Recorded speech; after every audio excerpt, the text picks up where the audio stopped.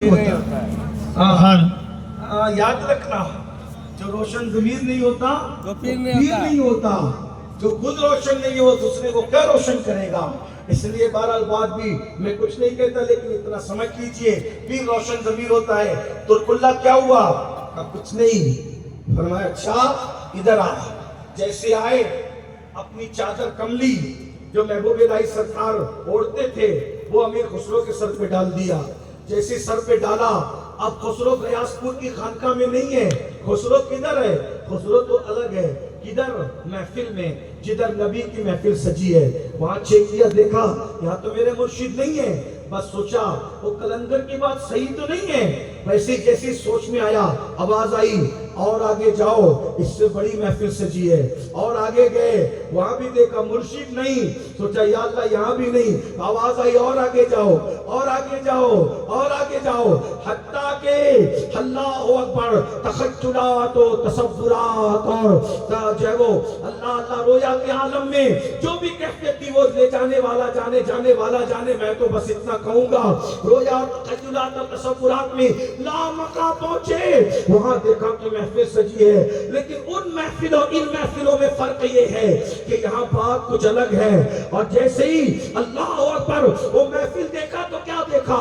اللہ کا دیدار ہو رہا ہے۔ اللہ اپنی شان کے مطابق جلوگر ہے، رسول اللہ تخت پہ جلوگر ہے، بڑے بڑے اکابرین بیٹھے ہوئے ہیں، اور وہاں سرکار نظام الدین اولیاء محبوب الہی بھی بیٹھے ہوئے ہیں۔ ایسے میں سرکار محبوب نے چادر ہٹائی، چادر ہٹائی تو پھر یاروں نے پوچھا کیا دیکھا خسرو، کیا دیکھا؟ تو پھر آپ نے کچھ زبان سے نہیں کہا، قلم اٹھا کر کے لکھ دیا کیا دیکھا؟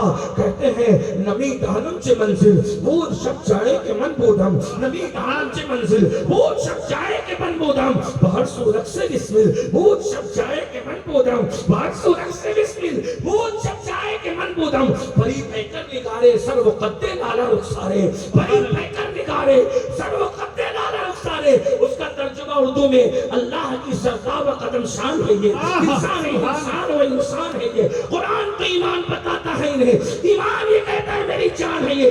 پری پیکر نگارے سر و قد لالا رخسارے، سراپا فتح دلبور شب جائے کے من بودم، خدا خود میرے مجلس بود اندر لامکا خسرو، خدا خود میرے مجلس بود اندر لامکا خسرو، محمد شمع محفل بود شب جائے کے من بودم۔ تب پتا چلا کہ محبوب الہی کی شان کیا ہے۔ اب سن لو، سن لو، سن لو، غور سے سن لو۔ فاروق اعظم کا بیٹا فرید الدین جس پر محنت کر لے وہ محبوب الہی بنتا ہے۔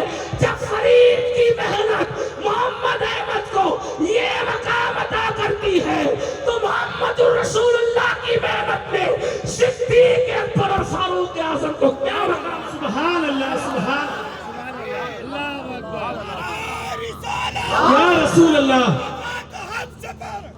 ابو بکر، ابو بکر، ابو بکر، ابو بکر، ابو بکر، ابو بکر، ابو بکر، ابو بکر، لٹایا جس نے اپنا گھر، ابو بکر، ابو مصطفیٰ کا ہم سفر، مصطفیٰ کا ہم سفر، ابو بکر، ابو لگے گا نعرہ فرش پر، ابو بکر، ابو جس کے بکر، چرچے عرش پر، ابو بکر، ابو نعرہ حیدری۔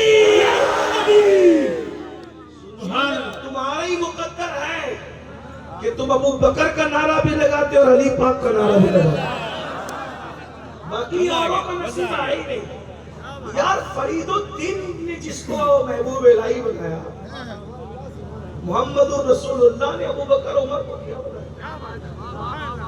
آپ اگر صدیق و فاروق کو شک کی نظر سے دیکھتے ہیں تو صدیق و فاروق کو شک کی نظر سے نہیں دیکھتے، آپ رسول اللہ کی محنت پر سوالیہ نشان کھڑا کرتے ہیں۔ بس اتنی بات ہے، بات دور سے دور چلتی ہے۔ کیا عرض کر رہا تھا؟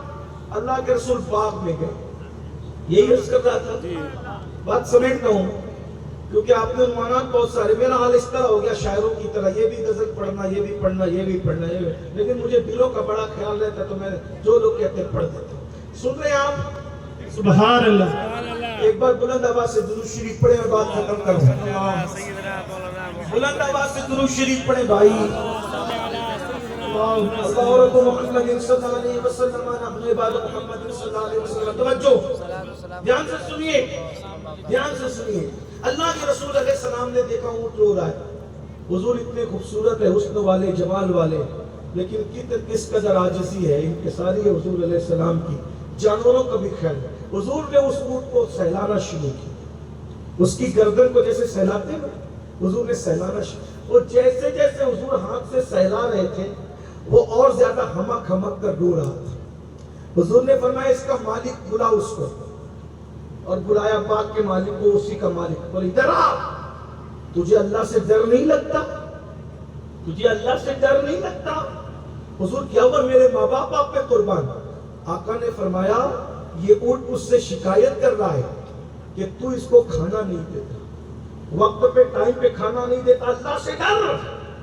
قیامت کے دن تجھے پوچھا جائے گا اگر تو نے اونٹ پہ ظلم کیا۔ ایک حدیث اللہ کے رسول علیہ السلام فرماتے ہیں، سنیے، آقا علیہ السلام فرماتے ہیں اگر کسی چڑیا کو بھی تم نے اس پہ ظلم کیا، چڑیا پہ ظلم کیا، تو قیامت کے دن چڑیا اللہ کی بارگاہ میں فریاد کرے گی اور اس کی آواز بجلی کی کڑک کی طرح آئے گی، اور اللہ فرماتا ہے کہ آج ہر نفس کو انصاف دیا جائے گا۔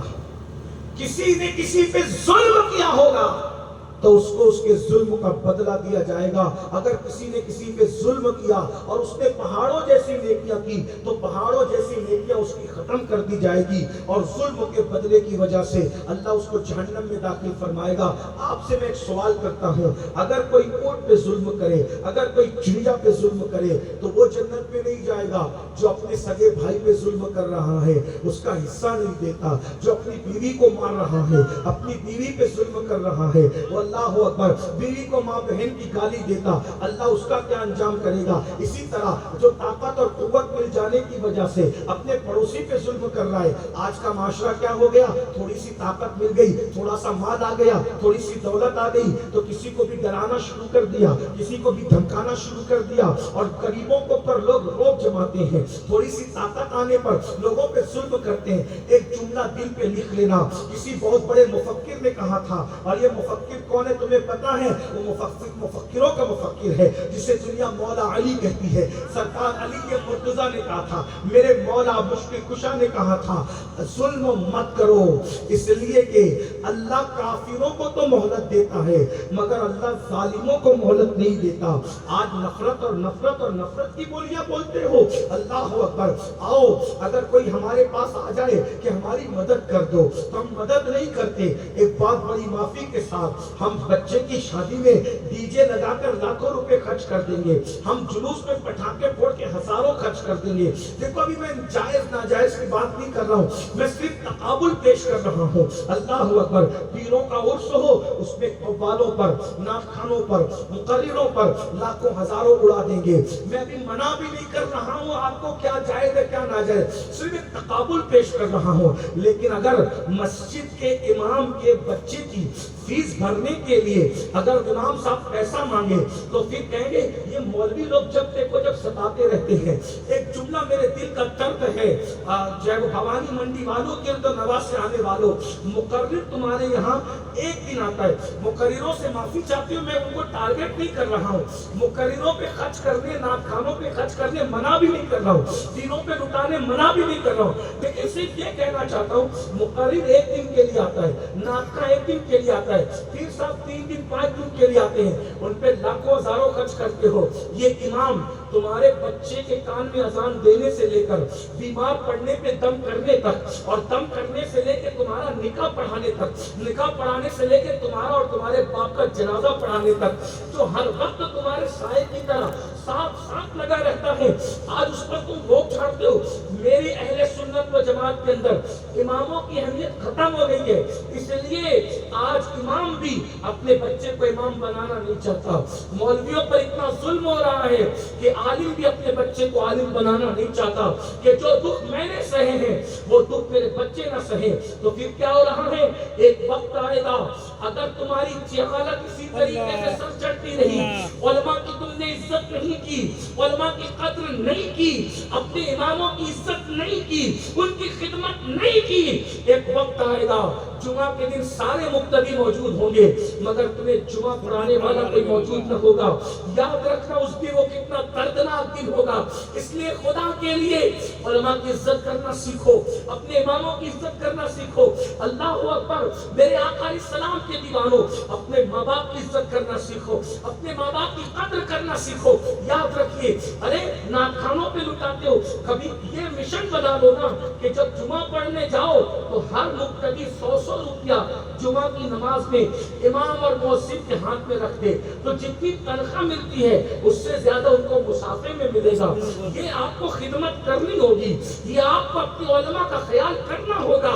یاد رکھنا, ایک دن کی محفل میں ہزاروں لاکھوں لٹاتے ہو, لیکن اگر کوئی پڑوسی آ جائے کوئی دینے والا نہیں, اگر ماں مانگ رہی ہے دینے والا نہیں, بہن مانگ رہی ہے دینے والا نہیں. ایک بات کہوں آپ سے, ہم لوگوں پہ خرچ کرنا آپ کے فرض نہیں ہے, لیکن اپنے ماں باپ پہ خرچ کرنا آپ کے لیے ضروری ہے, اپنی بہن پہ خرچ کرنا آپ کے لیے ضروری ہے. ایک حدیث سن لو, بس 2 باتیں عرض کر کے بات ختم کر دوں گا, ٹائم پورا ہوا. حدیث سن لو, امام احمد ابن حنبل, دھیان سے سننا, رضی اللہ تعالیٰ عنہ کو پتا چلا کہ ایک بہت بڑے محدث ہیں, ان کے پاس سند ثلاثی کے ساتھ ایک حدیث موجود ہے. تو امام احمد ابن حنبل سینکڑوں کلومیٹر کا سفر طے کر کے, آج ٹرین اور پلین کے دور میں نہیں, سائیکل اور بس اور رکشہ کے دور میں نہیں, گھوڑے اور کھچر کے دور میں سینکڑوں کلومیٹر کا سفر طے کر کے اس محدث کے پاس پہنچے تاکہ میں اس سے ثلاثی سند والی حدیث حاصل کروں. لیکن جب وہ اس محدث کے پاس پہنچے تو کیا دیکھا, وہ محدث صاحب اپنے ہاتھ پر روٹی رکھ کر کتے کو روٹی کھلا رہے تھے. دل کے کانوں سے سن لیجیے, سبحان اللہ. بہنوں کی خاص توجہ, اس لیے کہ آج عورتوں کا حال بھی یہی ہو گیا. اگر میرے ماں باپ کو دینا ہے تو دروازہ تجوری کا کھلا ہوا ہے, اور اگر آپ کے ماں باپ کو دینا ہے تو کیا سب انہیں پہ لٹا دو گے؟ اپنے شوہروں کو, اپنے شوہر کو جہنم کا ایندھن مت بنا میری بہن. ایک بات یاد رکھنا, کسی صوفی نے کہا تھا کہ دینے والا کبھی کلاش نہیں ہوتا, دینے والا کبھی تنگ دست نہیں ہوتا. جو دیتا ہے, دینے والا اپنی حیثیت کے مطابق دیتا ہے, اللہ اس کو اپنی شان کے مطابق عطا کرتا ہے. دینے سے مت روکو, دیتے رہو بڑھتا رہے گا, دیتے رہو بڑھتا رہے گا.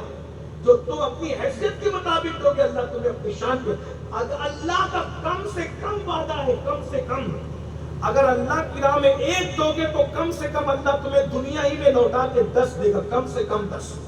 یہ کم سے کم ہے 10 کا وعدہ, اور نیت اچھی ہو تو 70 دے گا. یہ دنیا میں, آخرت میں تو پھر حساب ہی نہیں ہے. 70 دے گا, اور نیت اچھی ہے تو 700 دے گا, اور نیت اچھی ہے تو بے حساب دے گا. اس پر ایک واقعہ یاد ہے, ابھی رابعہ بصری کا ذکر بھائی سے سن رہے تھے, آپ علامہ موصوف سے, سید سے سن رہے تھے. رابعہ بصری روزانہ روزے سے رہتی تھی, روزے سے تھی. گھر میں ایک روٹی کا آٹا تھا, کنیز سے کہا بیٹی روٹی بنا, اس نے ایک روٹی بنائی. اب افطار کا وقت قریب آ رہا تھا, کنیز بھی روزے سے تھی, تو کہ رابعہ کی کنیز بھی رابعہ جیسی, سبحان اللہ. لیکن جیسی تھی ویسی نہیں تھی, اس لیے کہ جیسا اور ویسا ہونے میں بڑا فرق ہے. کیا بات ہے. جتنا جیسا اور ویسے میں فرق ہے, اتنا جیسے اور ویسے ہونے میں فرق ہے. یہ بات یاد رکھنا. تو افطار کا وقت آیا, ابھی افطار کا وقت شروع نہیں ہوا کہ آواز آئی, اللہ کے لیے کچھ دے دو, میں بھوکا ہوں. رابعہ نے کہا روٹی اٹھا کے دے دے. یہ روٹی اٹھائی اور لے جا کر کے دیتے دیتے دل میں کہتی بڑھیا, ایک روٹی تھی آدھی افطار میں کھانی تھی, وہ بھی دے دی اللہ کے نام پہ. دیکھا جیسی ہے مگر ویسی نہیں ہے نا. ہاں, اسی کو کہتے ہیں جیسے اور ویسے کا فرق. رابعہ माई एक थी वो भी दे दिया और चुप कर। अल्लाह की शान देख, उसका वादा झूठा नहीं है। इन्नल्लाह ला युखलिफुल मियाद। हम इफ्तार में भूखे नहीं रहेंगे, वो खिलाएगा क्योंकि वो रज़्ज़ाक़ है। रिस्क का वादा किया ना, वो खिलाएगा, उस पर यकीन तो कर। ऐसे में दरवाजे पे दस्तक भी का, जा खोल दरवाजा। अब आई तो कौन का, मेरी मालिका ने रोटियां भेजी है राबिया के लिए। ये खुश हो गई, वो रोटी गई, रोटियां आई। राबिया बस ने पूछा पूछ कितनी है? और माई 7 है। 7 और ले जा, हमारी नहीं है, किसी और की गलती हुई। सुभान अल्लाह। बोले गलती भी हमारी नहीं है। अब ये फिर दिल पकड़ के, या अल्लाह, अरे 7 मिली थी ये पुड़िया, फिर गड़बड़ कर दिया। मैं अपने अंदाज में सिर्फ समझाने के लिए कह रहा हूँ, वरना ये कहेंगे आप कहाँ थे? मैंने कहा किताब और खिताब में यही फर्क होता है। ये किताब किसको समझती है, खिताब सबको समझना चाहिए। वरना आपको इतनी दूर से बुलाने का मकसद क्या है? किताब पढ़ लेते आप, खुद बातें नहीं भी पढ़ लेते, वो अल मवाइस पढ़ लेते, अल बयान पढ़ लेते, हक्कानी तकरीर, दुआनी तकरीर, इरफानी तकरीर पढ़ लेते, जो मैंने कभी नहीं पढ़ा। आप पढ़ लेते, आपको क्या जरूरत थी मुकर्रिर को बुलाने की? लेकिन बहरहाल क्या हुआ, 7 वापस कर अपनी नहीं है। फिर आई, अभी आकर के पैर जमाई भी नहीं थी, फिर दस्तक हुई। कौन? मेरी मालिका ने रोटी भेजी राबिया बसरी के लिए। पूछ कितनी है?